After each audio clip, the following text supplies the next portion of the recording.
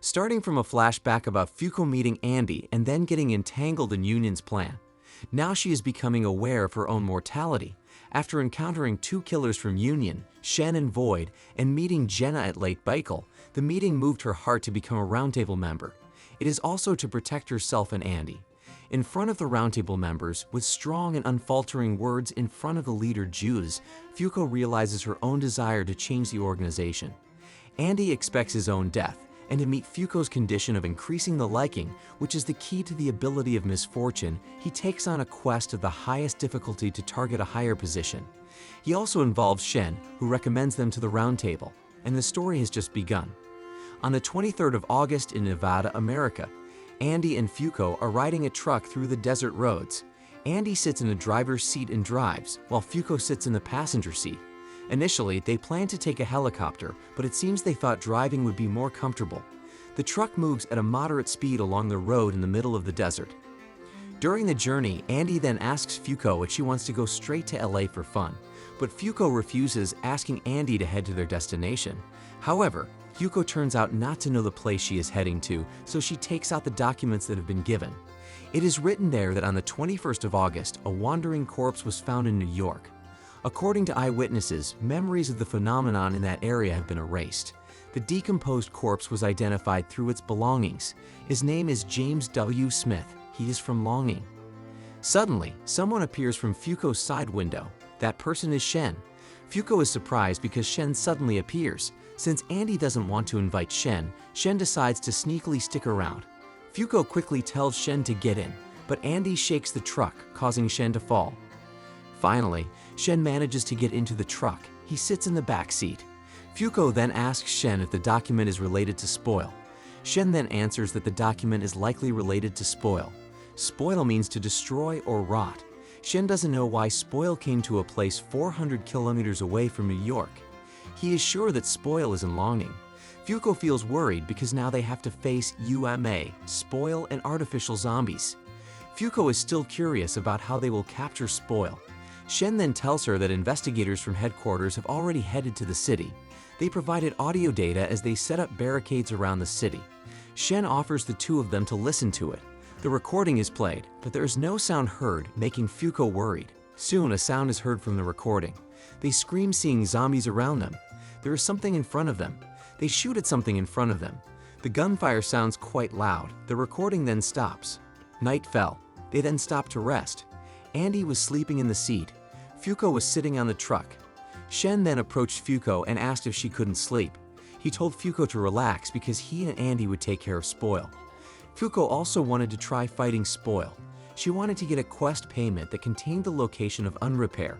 If they could complete that quest and meet Unrepair, it might be a clue for Andy, who wanted to die. Fuko then asked why Shen was following that quest. She guessed that Shen was forced to follow the quest. Shen replied that it was one of the reasons. It was said that the quest was very difficult, so Shen might be able to meet someone. That person is the god of victory, Victor. On the 24th of August, they'd arrived at a bridge.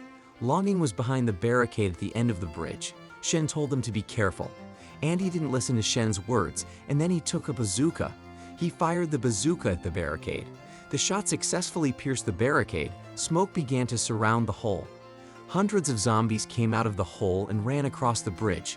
Shen was angry at what Andy did. Andy then asked if people who have turned into zombies can come back. Shen then answered that it was impossible because their bodies had been changed. Andy then closed the window next to the truck and told Fuko to fasten her seatbelt.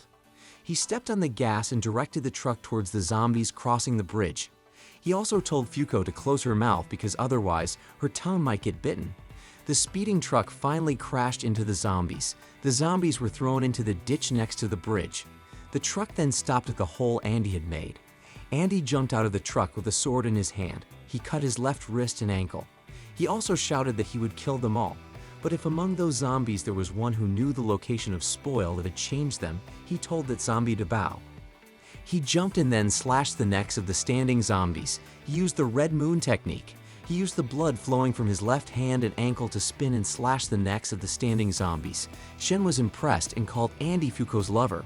Fuko then denied that. The place was then filled with a rain of blood. Andy had slashed the standing zombies. Then he found a zombie woman who was bowing.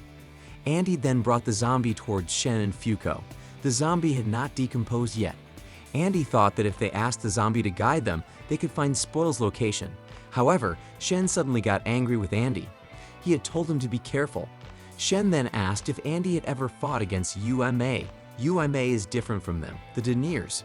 UMA is the rule itself. Usually, they suddenly attack people without clear reasons. Shen's ability could activate when he saw the target from a certain distance.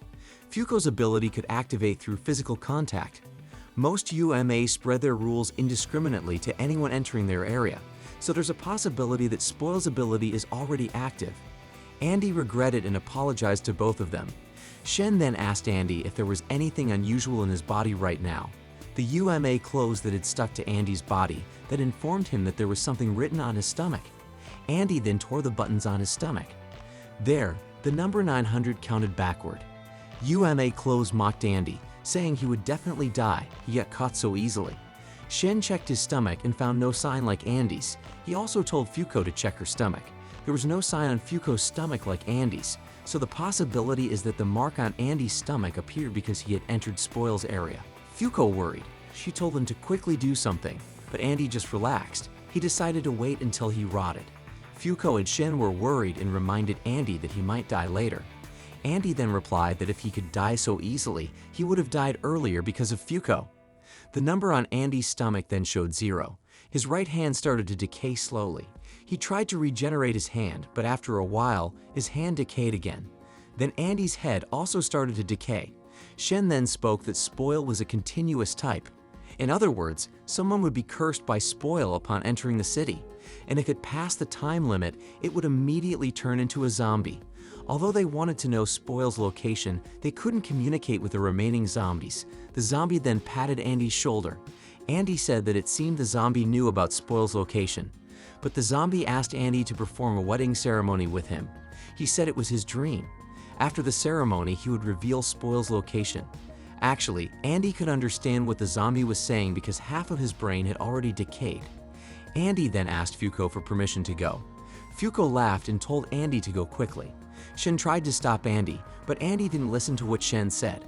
Shen told Andy to capture Spoil because if he killed him, the quest would be considered a failure. While Shen shouted, Fuko looked to the right. There was an underground room door. The door opened, and then a boy appeared from below. The boy went back inside and closed the door. Fuko chased the boy and went inside the ground. The underground room was small, and there was a lamp along the top of the room. The boy ran to one side of the room. Fuko then chased him, but Shen stopped Fuko, who was about to chase the boy. He then scolded Fuko. If the underground room enters Spoil's area, it means the boy has also been cursed by Spoil. The boy came back with his friends holding a pistol. He showed the mark on his stomach to both of them. The number on the boy's stomach showed 9,000. The boy thought that Fuko and Shen were Spoil's henchmen. Fuko explained to them that she was on their side, but the boy didn't believe. He thought that Fuko and Shen intended to kill them, who would become zombies. If not, how could outsiders come to such a remote village? Fuko then ran towards the boy. She hugged the boy. Then the countdown number also appeared on Fuko's stomach. Shen finally decided to approach them, and the same mark also appeared on his stomach. Meanwhile, in a church, Andy and the zombie who knew Spoil's location were conducting a wedding ceremony in front of a statue. The zombie was wearing a white dress, while the zombies that Andy had slashed sat in the church pews.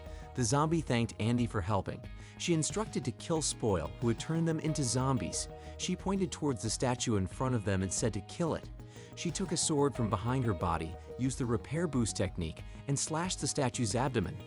The statue emitted red smoke and then transformed. The statue turned into a giant UMA and destroyed the church. Andy cut off his hands again. His hand shot towards the bell in front of him. The bell was flung and hit the face of the UMA. Andy then shouted to the still living zombies. If they wanted to take down the UMA, they had to come to Andy, who was already shouting. Thousands of zombies ran towards Andy. The zombies surrounded the UMA from all directions.